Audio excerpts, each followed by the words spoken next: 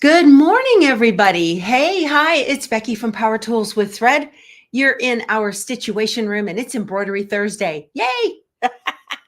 This is awesome. Good to see everybody here. I popped in earlier about 6:30 in the morning and you guys were just chit-chatting away, making friends online. I think that's wonderful. So I apologize for being a little bit tardy this morning. There was a line at the coffee pot. Don't forget, we've got a virtual kitchen. Wander over there. I think that Scotty Dog is doing her thing in there. Dave's driving to the airport. Dave, keep your eyes on the road, okay? Safe travels today. Here's Frito. We've got a good setup today. There's my baby girl. You ready for your biscuits, Frito? Your Dave biscuits? Yeah, Dave, he's your biggest fan. He sent these to you. Good girl. And one more. You've got two different flavors. Yeah, girl. She's like, I'm ready for breakfast. Somebody give me breakfast. Awesome. Hey, real quick, any of you locals, I'm in South Texas. I live about 30 miles southeast of San Antonio. If any of you are or know of grandchildren or whatever, nurses, physician assistants, any kind of medical trained personnel, I've got a local guy here in Vernia, my little town. He's got his own practice and he is hiring, not admin, but he is hiring right now. So he is busy, busy, busy. I just had him appointment with him yesterday. Frito, go lay down. And you guys are stuck with me. I'm healthy as a horse. So got all my lab work back. That's a good thing, right? Yay. Although I do see another visit with the Weight Watchers app, maybe in January. I'll get back on that. Oh, goodness. Awesome. We got folks here from all over the world. That's wonderful. So today I wanted to work on a quilty little Christmas, and I've linked to this below. This is a pattern. It's a bunch of wall hangings. It's created by Kimberbell, and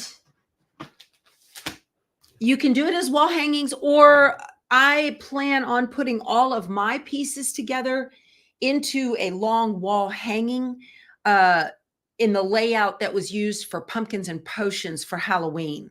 I spoke with a lady at my girlfriend's quilt shop up in Utah at was it at Market or was it Festival? Anyway, she told me that's what she did with hers and she really liked it. So I think I'm going to do that too. But this is the pattern book right here. Okay. And it's supposed to be all these different little wall hangings that you can put up in a collage. And it's just adorable. But like I said, I'm going to do mine in one long strip, I think. Now, there is a picture of what they all look like in there. And it comes with a CD. Now, some of you may not have a CD reader in your life. Okay. And if you don't, you can buy an external CD reader. This is from Dell. Okay. And this is in my Amazon store. And you just pop the CD in here and grab the files that are on it in the format that your machine uses. And then you bring it over and then you can put it on your computer, or you can go directly from the CD to a USB stick and then take the USB to your computer. To your embroidery machine, whatever you want to do. So there is a way to be able to get those. You can buy external CD readers. Now, if you've got a tablet or a laptop that doesn't have, a plug, all right, you can buy little docks.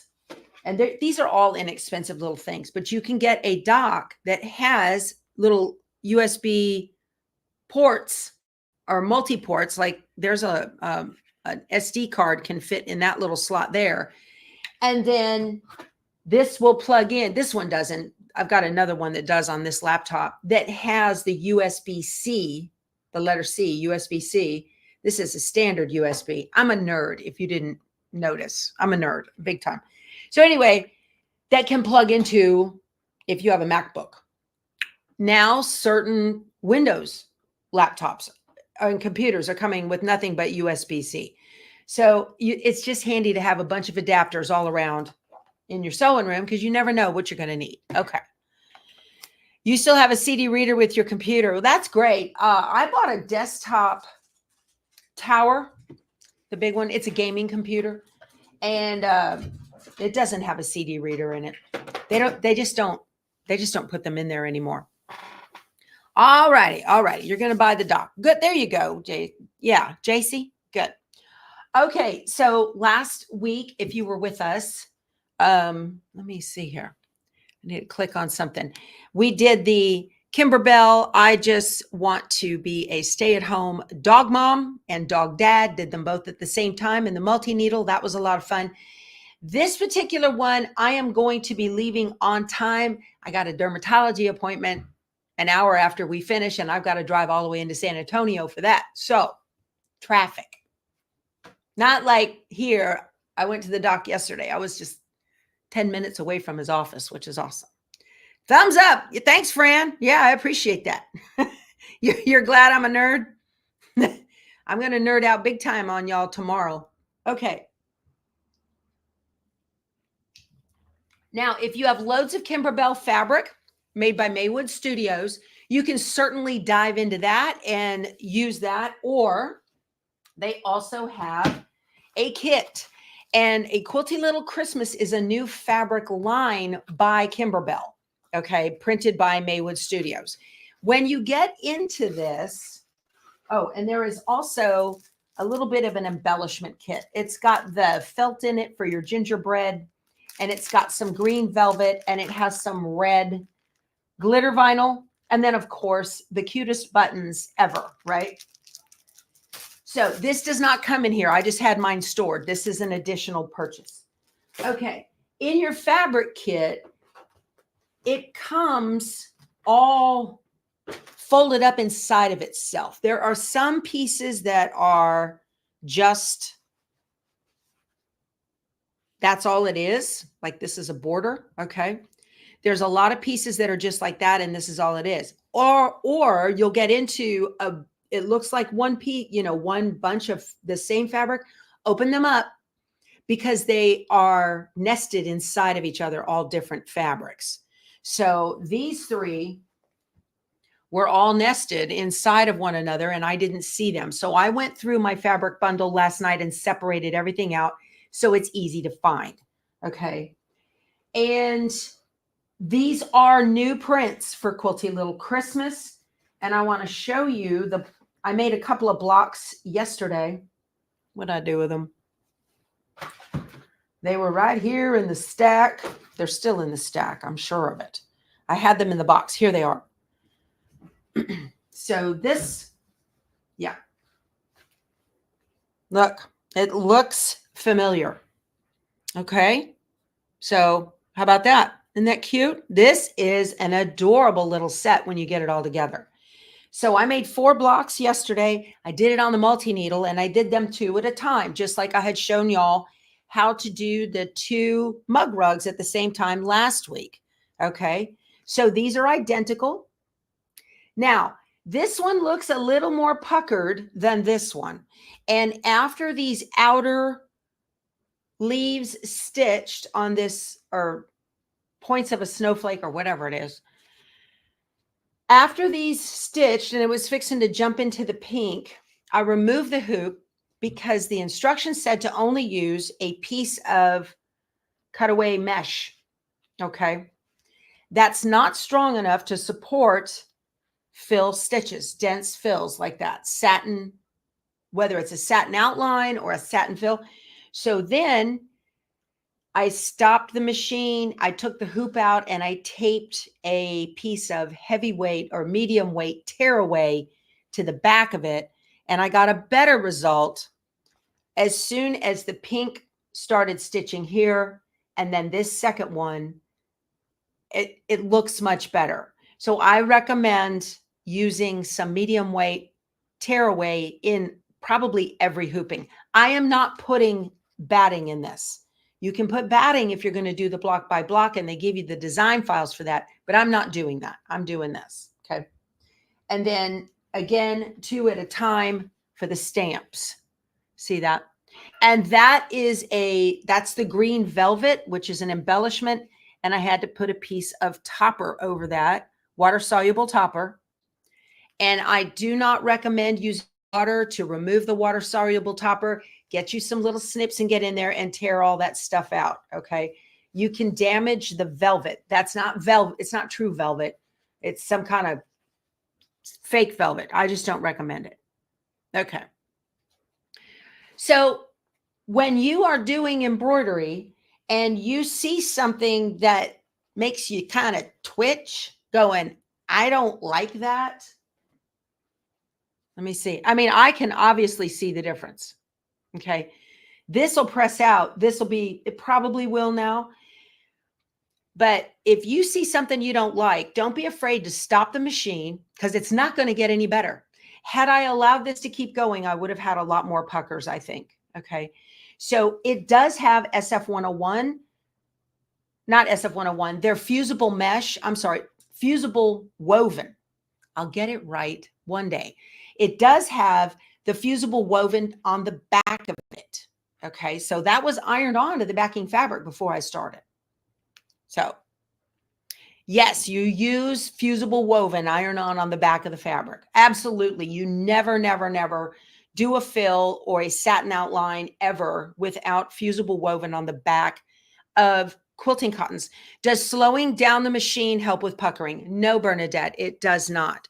So the reason you get puckering is because unlike sewing or a blanket stitch, you can get a little bit of puckering with a blanket stitch too. But the reason you get puckering is from the zigzag. That zigzag, and you can really see it well on, let me see. Yeah, you can see it pretty well on the back. Okay, see how you've got red around. That's the top stitch. That is a perfectly balanced stitch for an embroidery machine. Little bit of top stitching showing on the back with the wide bobbin thread underneath. This is important to know that your machine is getting a good balanced stitch. All right. It's really important to look at the back. The front tells you something. The back tells you all. All right. So what's happening is there's a zigzag going back and forth and back and forth and back and forth and hundreds, thousands of times. And when it does that, it pulls. Okay. And if you only have a mesh, all right, if you only have a mesh, there's no structure to a mesh other than being a flat piece of something. I'm not even sure it's fiber. But a mesh doesn't have the structure that you need. That's why you use the fusible woven. It's very much like a quilting cotton, but it's got a fusible glue bump. So, it's got glue bumps on one side. So that is going to provide some structure to that quilting cotton so that as that zigzag goes back and forth, it resists that pull. All right. So just the fact that maybe you starched it, that helps. You can use Terial Magic, that helps, but it will not prevent puckering. The only thing that prevents puckering is something underneath your quilting cotton that is going to give it the structure and strength that it needs to resist a satin stitch. Okay. That's really important if you want to get beautiful results when you are working with quilting cottons. And again, I've said this many times, know your textiles. Okay. So you need to know what kind of textile it is that you're working with now look at all of this heavy satin stitching. Okay. This is like a flak vest right here. I can knock on it and you can hear it with my fingernail.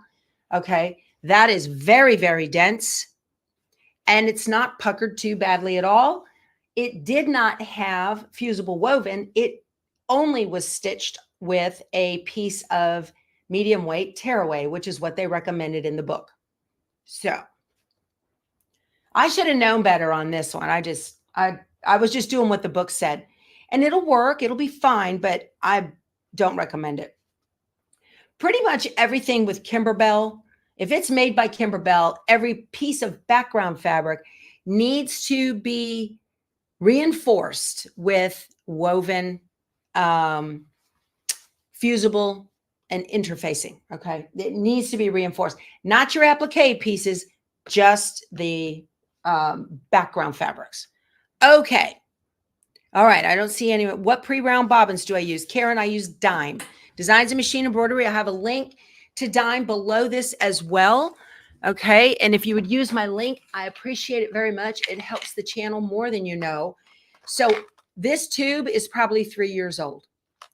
One tube will last you forever. They're wonderful. They make them in all different sizes for all different brands of machines. Okay. So this, I'm using a Brother and Baby Lock both use Style A Class 15. Okay. You get 36 in here, and it is a 70D tube. So it's a 60 to 70 weight thread, something like that. Works wonderful. Okay. So use that. And if you are stitching on a Brother or a Baby Lock machine, use organ needles. If you are having thread shredding, this will prevent that. You should have received organ needles as an accessory in your little pouch when you got the machine. And that's what these are tested with at the manufacturer. So if you're having thread shredding, switch to an organ needle, Brother or Baby Lock. Okay. These will solve a lot of your problem. Okay. And what else? I have a Designs and Machine Embroidery magnetic hoop. I'm using this. I bought this one at the Houston Quilt Festival last weekend. Your luminaire won't hold an organ needle. Lori, that's odd. That's odd. I would go to your dealer about that. That's weird. How do you know if they make pre-wound bobbins for the Vernia? Well, I know. You can go, Sally, to the Designs and Machine Embroidery website and go and look for their pre-wound bobbins. Just use my link, and then it'll take you right over to their website. And then you can search around on the site, or just type in bobbins pre-wound in their search box, and it'll come up. And you can tell they've got different categories for different brands of machines. They don't. Okay. The Vernia bobbins are large. Okay. Yeah.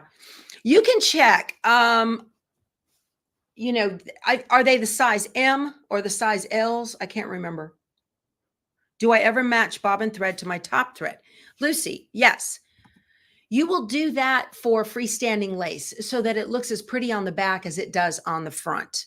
But for any embroidery that is not freestanding lace, I will use my pre-wounds. I get the best result with my pre-wound bobbins.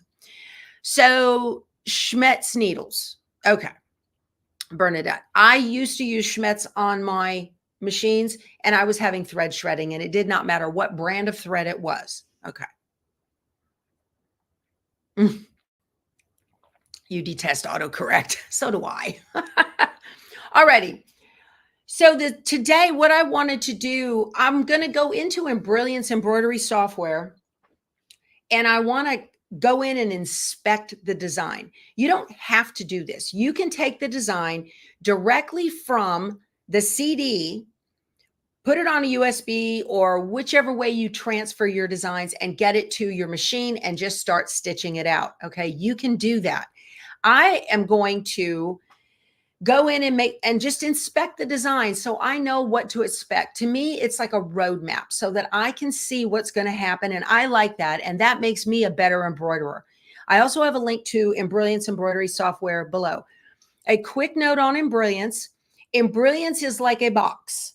And inside of the box are different modules of embroidery software. I like to call it the Liberty Mutual of embroidery software. You only pay for what you need. All right. So if you're not a digitizer and you're not doing Snapplique or any of that, you only need Embrilliance Essentials, which is like $149. Sometimes it's on sale. Dirt cheap in the world of embroidery software. You can use it on Windows and a Mac. It works wonderfully. They provide free updates to the software. You don't have to pay for updates. Okay. And your license. You can install it on as many computers as you want until you drop over dead. All right. It is yours forever. You're not limited to 1 or 2 installs, which is really nice. I love their licensing. So Kimberbell is famous for making SVG cut files just a hair too small. I don't know why, they just are. Maybe they don't put an inflate on the size of the placement line. Okay, so I am going to create SVG files for this applique, and I'm going to use Embrilliance to do that. And again, this is Embrilliance Essentials. You can do this. Okay, good. If you sign up for the newsletter, you get an extra 10% off. Nice. If you use my link, I appreciate that too. Helps the light bill. So, okay. I don't want to get anybody confused, but so SVG cut files come on this CD that is A Quilty Little Christmas. Are they big enough? So the design is going to place we're going to see that in just a little bit. The design is going to place the placement line. If the SVG file, the cut file, fits just inside of that placement line, it depends on where the digitizer made the satin final stitch. If the satin final stitch is placed over the center of the placement line, then that inner stitch should catch the cut file, okay, the cut piece. If it's pushed to the outside, it might just barely grab it. Now, if you have Embrilliance, do you need database transfer from Brother? No, Vicki, you do not. That's a whole different utility. No, ma'am. Okay, so I'm going to create my own cut files because that way I know they're going to fit for sure. Now, you don't have to create your own cut files, all right? The embroidery design is going to have a placement line. Then it wants you to take a piece of fabric and put it over the placement line. And then it's going to stitch a tack down. And then it wants you to pull the hoop and trim all around the tack downs. Okay.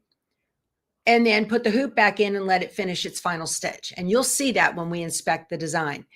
I am not going to do that. So let me show you what I am going to do. I'm going to share my screen with y'all.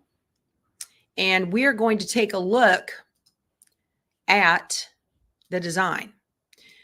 Okay, so here's Embrilliance, and this is what the design looks like. I've got a 6x10 hoop on my screen because it's a 6x10 design, even though I am using the 8x12 hoop, not that big of a deal. And when I come over here to the objects panel and I click on this, this opens up and allows me to see how the design is going to stitch. So let's take a look. There is the placement line for the applique. That is an applique. They call it the stamp, okay? We're going to do that one the old-fashioned way so I can show you the difference. Okay.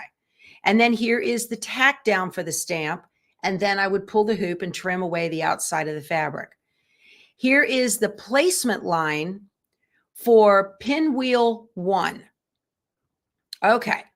So I want to come down here to this color chip for pinwheel 1. I'm going to right click and I'm just going to click on the chip itself. There we go. And now this is Apple. It looks a little bit different on a Windows machine. This is a Mac.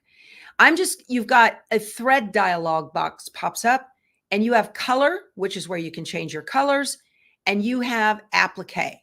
And I'm going to click the applique tab and I'm going to tell it applique position. So that is the position of where the applique is going to go. By default, Embrilliance we have a cutting box right here, and the inflate is 1.5 millimeters, which means it's going to cut 1.5 millimeters, just a hair larger than the placement line. And that's what I want. And so I'm going to just click save. Now you can save all, and that will do it to all of the applique pieces in theory. So let's just save the one and save as, I'm going to call it a Quilty little Christmas. You guys can't see this pop-up box, and P1 for pinwheel 1. And I'm going to save this. Not on my drive. Oh my goodness, y'all.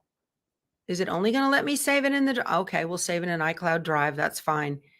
And I'm going to save it as an SVG. Okay. And tell it, okay. So that's one. Let me save all. And I'm going to call it a Quilty little Christmas dash P1 through 3, because we have 3 pinwheels, and click save. And okay. You guys can't see these boxes, and I apologize for that. That is the streaming software will not allow you guys to see pop-up windows, and I apologize. But you can poke around on it and you can see for yourself. So that is how I've got a video. You can just go onto YouTube, and it's a little 8-minute video, how to create SVG cut files in Embroidery, and it'll pop right up and you can take a look. I did it with a Juju design. So one thing I do want to do on this one is I want to, before I go there, now I'm going to click the default orange. That is the tack down line for the pinwheel. I don't need that because I'm going to pre-cut the file, and I'm not going to trim around the outside of the fabric. So I'm just going to hit delete on the keyboard and make that go away. And then here is pinwheel 2. And here is the tack down for pinwheel 2. I'm going to hit delete. And here is the placement line for pinwheel 3 and the tack down for pinwheel 3. And I'm going to hit delete. And then we can get into, let's see, there are stitches for the outside of the stamp. Okay. And then there's our green stitches for pinwheel 1, pinwheel 2, and 3. And then we're going to get into the words. And so you can inspect this, and it's great. All right. I want to put a box around it so that it helps hold the fabric taut, and this can also help prevent puckering. So I'm going to come up to utility, and I want to go to base design, and Embroidery automatically put a basting box, but it's around, it's very close. I don't want it to be that close. So I'm going to click on the basting box in the objects panel, and I'm going to come over here to the sizing. I'm going to make sure the lock is on, and let me change that 5 to a 6.5, 6.5, and hit enter.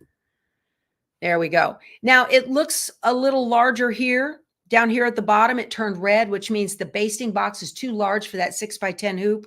That's okay. Let me just change it to 6 and see. Enter. There, that makes it happy. Okay. Even though I'm using a larger hoop, but this is just going to give me a nice big basting stitch all the way around. This gets trimmed, and I don't want the basting stitch to be in the trim. So if you only have a 6.5-inch hoop, you would want to use this size right here. Mine's a little bigger. So I'm going to change it to a 7 and hit enter. That makes it way too big for the 6x10 hoop, but I am stitching on an 8x12. So now my basting box is going to be outside of the trim line according to the pattern. I'm doing that on purpose, and my fabric's a little bit larger. The fabric is 8x10.5. You know what? Just to be safe, let's go back to 6.5. There, we'll just do it like that. I want to send this over to my computer wirelessly. So I'm going to come up here and click on utility, and you may or may not see the menu. I'm going to go Wi-Fi to Brother Baby Lock, and I'm going to call it a Quilty little Christmas dash main, and okay. And then you can't see that, you guys. I'm sorry. Tell that okay. And it is sending it to the machine wirelessly. I just got a pop-up that said result, file sent to machine. I'm going to click okay. All right. So, oh boy, where'd you guys go? I lost you. There you are. So I hope that didn't confuse you too badly, but it's nice to be able to go into the design, take a look at it, inspect it, change it if you want, add a basting box if that makes you happy. That's going to make me happy. Okay. So one of the things I do want to do now is to cut out the pinwheels. So I am going to, let me see here. I don't know if I can go from iCloud Drive directly into Canvas. We'll see, right? Let's take a look. I'm going to go present and share screen. And I want to share my Canvas workspace. Okay, let me make sure you can see what's going on here. Yep. All right. So I'm just going to click new. I want to make sure all of those pinwheels were saved. And up here at the top, there's a button that says SVG, that's Scalable Vector Graphic. That is your cut file. I'm going to choose File. And let me go to iCloud. And this is the, it only saved the one. Okay, it did not save all three. And let me open. And okay. So there it is. Now, that is the pinwheel number one. So I'm going to grab, right click and group. So they're one object now. I'm going to grab it. I'm going to drag it right down here. And now I need to get back into Embrilliance and quickly go back through here and grab my placement line for pinwheel 2. Y'all just talk amongst yourself just real quick. I'm going to do this since I've already taken you through it. And save that. And it is pinwheel 2. Okay. And okay. All right. And one more for pinwheel 3. I need to turn this into applique. See how quick this is when you're, when you know what you're doing? It's pretty fast once you get the hang of it, y'all. Okay. There we go. I'm done with that. So let me get back over here. And I'm going to bring in pinwheel 2. So I'm going to choose the file. And pinwheel 2, open. And okay. There it is. So going to grab it. I'm going to move it over here. So here's 1, here's 2, and we'll leave 3 right here. And I'm going to grab the third one. Pinwheel 3 and open. These are directional, you guys. So you got to be careful. All right. And there's pinwheel 3. You got to remember what's what so your colors are right. Okay. I don't need to do anything to these now in this. I'm going to hit download, select the file transfer method. I'm going to send it to my ScanNCut.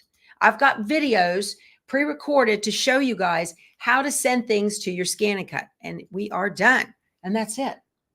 I'm ready to cut these out now. See how fast that was?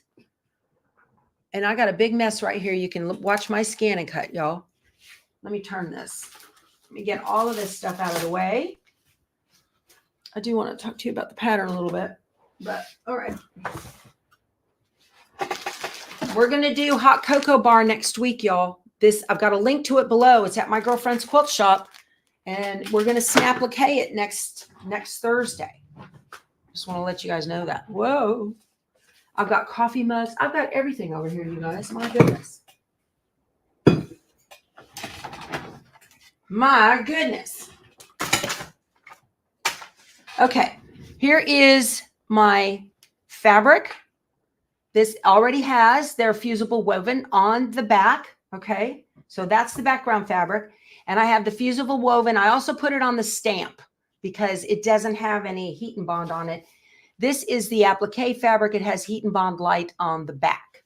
So let's turn on the ScanNCut and get my notes. I've got various, I don't know what that went to.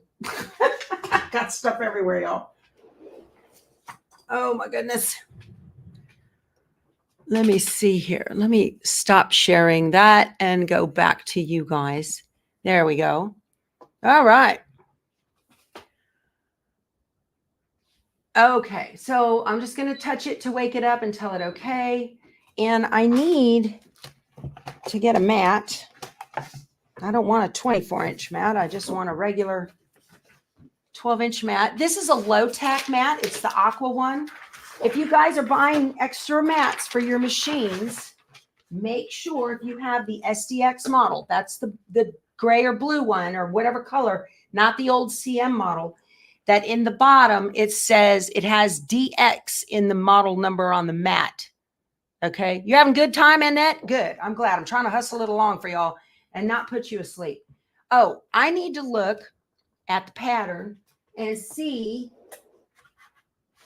what I do with it right behind me, which is which on my pinwheels.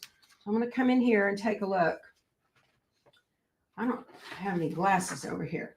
All right, I'm skipping quilt 2, column 2, and I'm going to pinwheels. So, all right, I got to see what's what.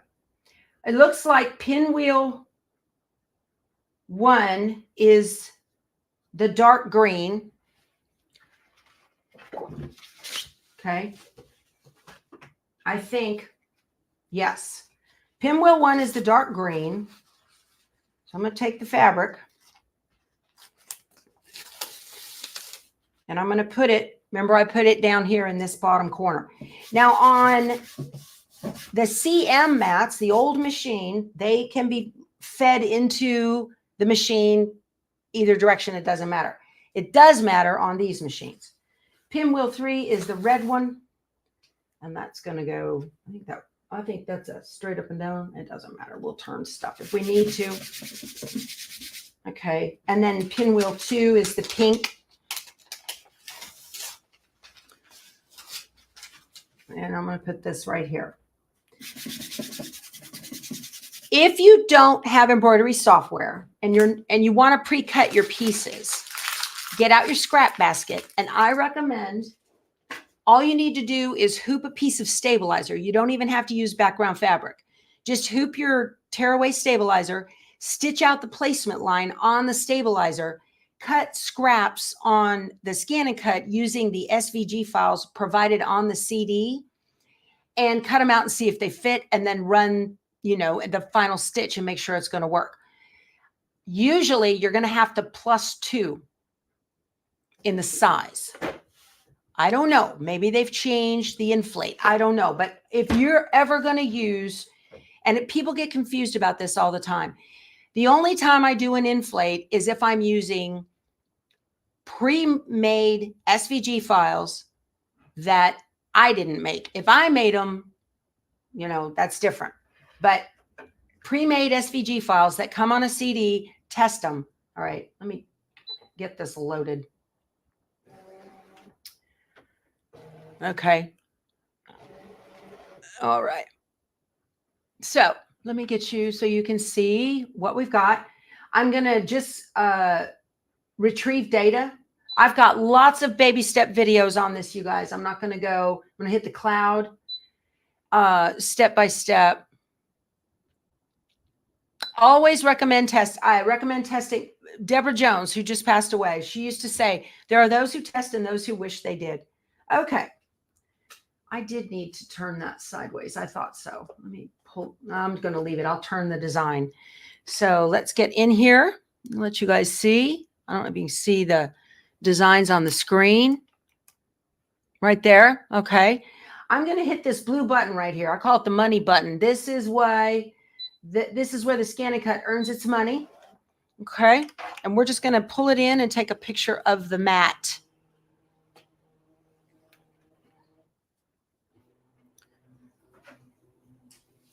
Here comes Frito coming back in. All right. Took a picture of the mat. Let's get in there. And I can see I need to move some stuff around a little bit. This one, everything looks pretty good. I'm just going to move this a little bit more, move that a little bit more center. This one, edit, object edit, and rotate. I'm going to rotate it 90 degrees. There we go, because I have my fabric sideways. And okay. So if you are using the SVG files that are on the CD, you may have to resize them. And in order to do that, you come over here to the stretchy button. There's a box with a stretchy arrow. That's a resize. And then make sure that the proportions button is highlighted so that it's on. And you just want to go 1, 2, and that will proportionately enlarge the whole piece of the design. Okay. That should work, but test it. Test it on your stabilizer. I'm just going to hit the X so it doesn't think I changed it. Everything is fine. I'm going to tell it okay and okay. And I'm going to go to okay. Again, I'm backing out of those menus. Please select cut. Make sure half cut is off because we're not playing with vinyl. I'm going to tell it cut. And I told you cut already. Oh, I'm sorry. What's going on?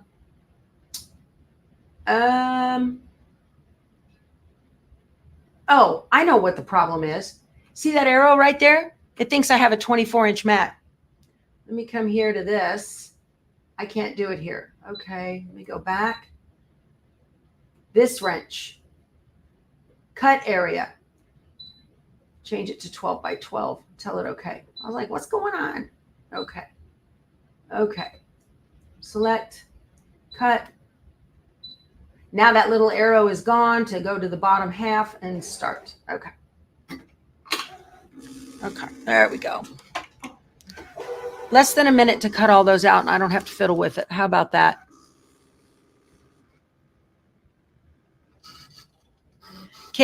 You can buy a PE 770 for $100. Is that worth it for a first machine? Cheryl, that was my first machine. You'll like it.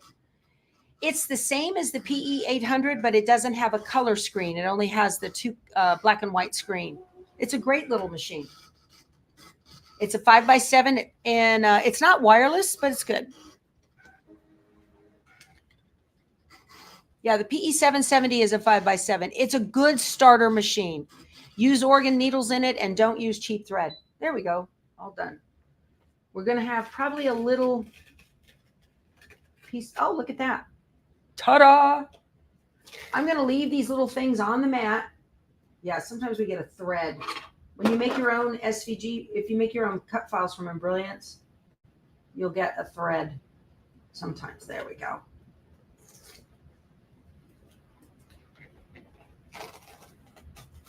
Uh-oh, let me see. Not a big deal. Oh, these scissors. How annoying is that? Don't cut the tip, just cut the little thread.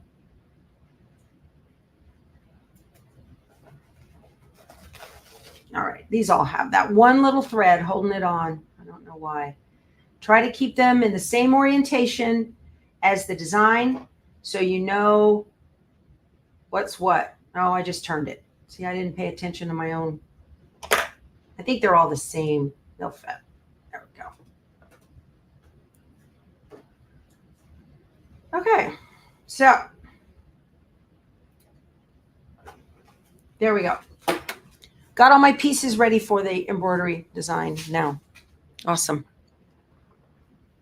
That was done. Done, done, done. To me, that is so much easier than having to pull the hoop and cut. Okay, I'm going to bring up the design. I sent it wirelessly. And is that the one with the basting box? Yes. And set. Okay, it's ready to go. So I'm gonna run the basting stitch on it to make sure I get, let's see, this centered where I want. I'm just gonna run this basting stitch twice directly on the stabilizer. So I'm using the basting stitch as a guideline of telling me where to put my fabric. You had issues trying to do a Designs by Juju and gave up and cut around the pieces. Sometimes that's easier depending on the complexity of the design. Look at the shake. Woo. That's because it's a big wide stitch.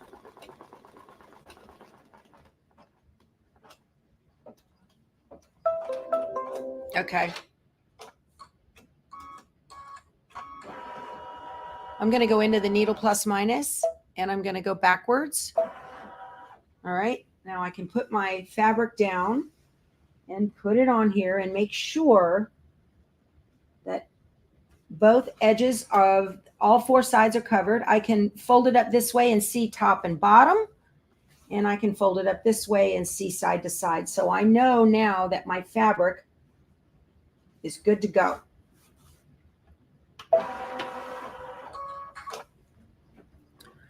Okay, you guys keep your hands out of the embroidery field.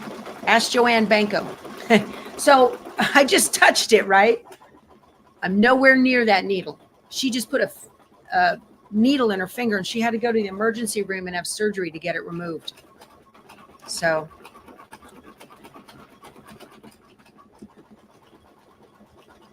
okay, I need to plug in my iron.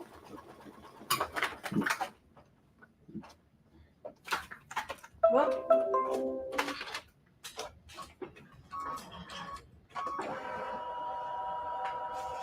All right, I need to do the placement line. Well, we'll keep the same. This is the placement line for the stamp. And it doesn't matter what color thread you use for a placement line. It does matter for a tack down.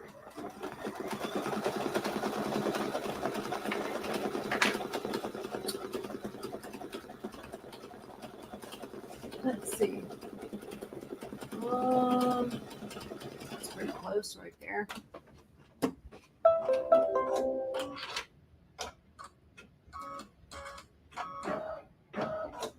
And I'm just going to make sure that everything is completely covered.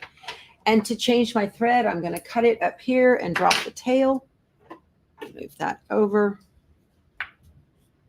This is how they change embroidery threads in industry, just like you do on a serger.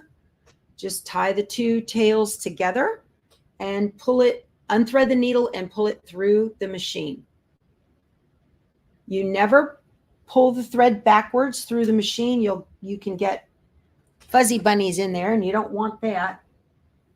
All right, let me thread it and stitch that down.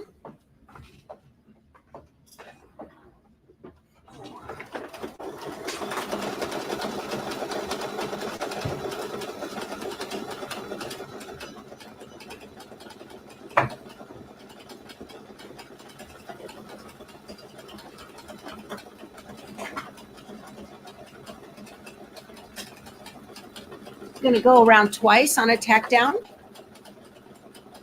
Oh, you guys are having hard freezes because I'm moving around. I'm sorry.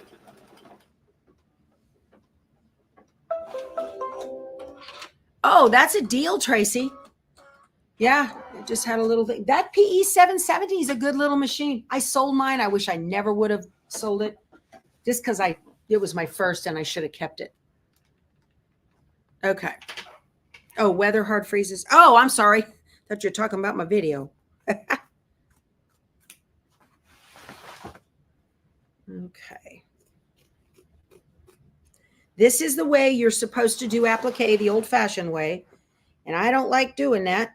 So I just wanted to show you guys. For those of you that are not using the cut files, this is how you will do it. There's all different kinds of,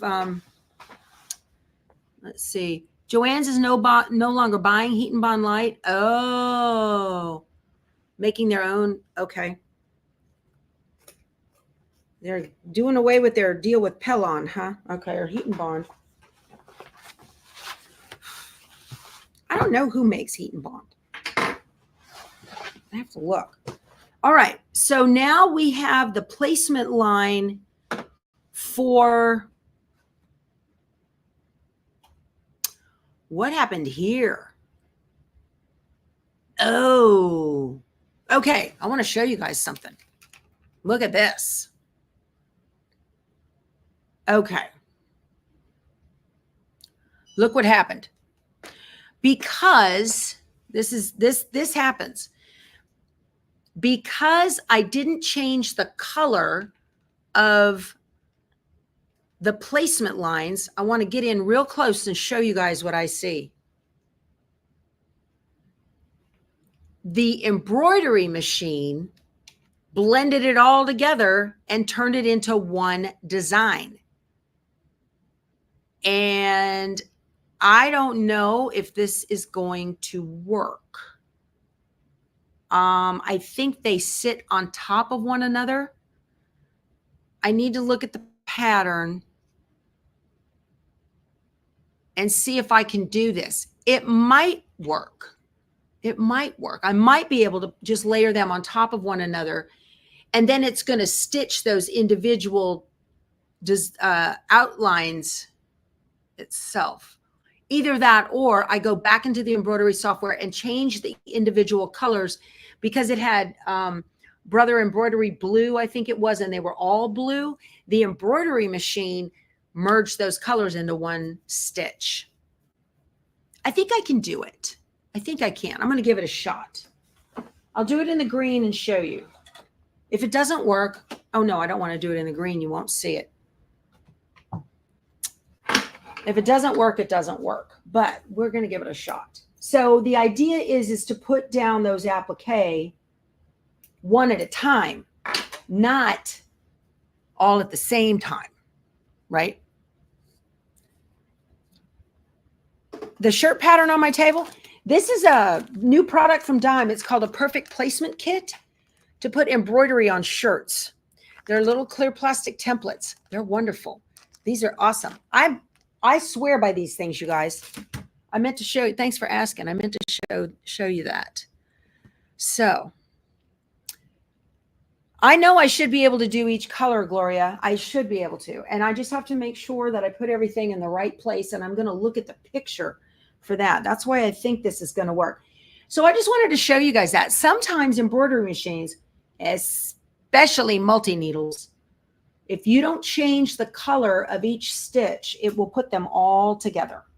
I'm going to use the pink because, you know, it wants to be efficient, right? Okay. You got a new Baby Lock 10 needle. Congratulations, Tyler. Do I bother to program the default colors on each needle, or do you just program each stop when you load the design? I program each stop when I loaded the design. I don't go by the default colors ever, because the odds of me having the exact color that the design says is slim. So I just program whatever I want to. Okay, let's give this a shot and see. Thread my needle. And we'll let it do its thing. Okay.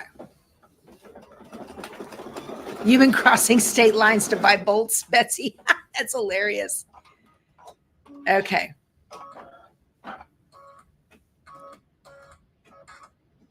Oh, I see what it's doing. So it's going to stitch all of pinwheel number 1 first. So I'll stop the machine and iron on pinwheel number 1 first.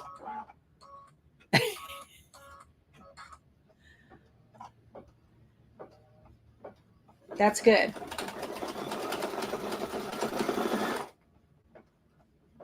Okay. It's not as a disaster as I thought.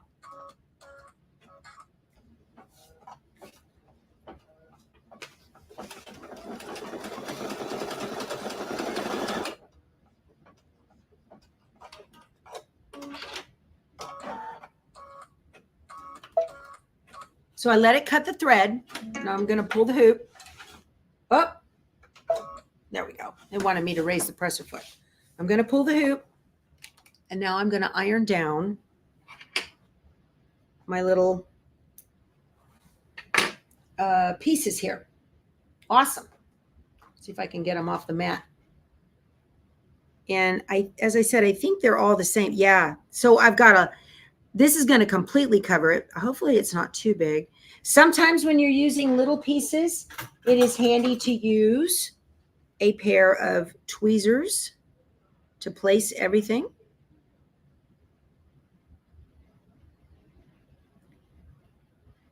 That might be too big. We'll see. Just going to give it a little tap there. Okay.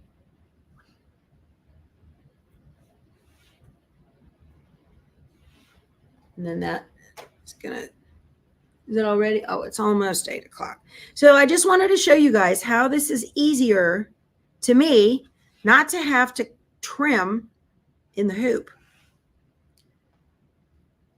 Because once you get to where you are whipping around in Embrilliance to make your own SVG files, you're just off and running. That looks great. Much easier.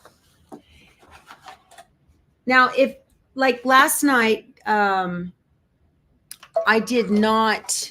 I went ahead and just trimmed because it was the stamp on those 2 blocks that I made. I just made the stamp all the way around it.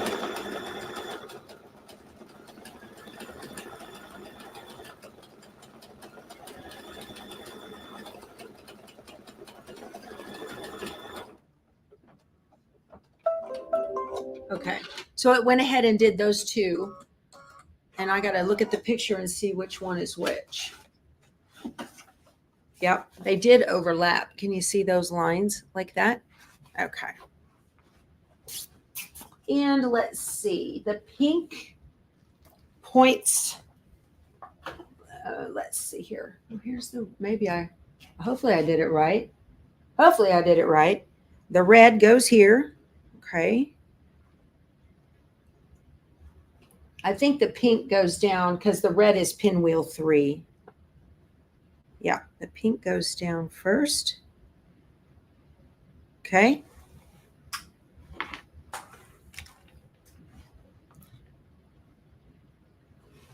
And then the red.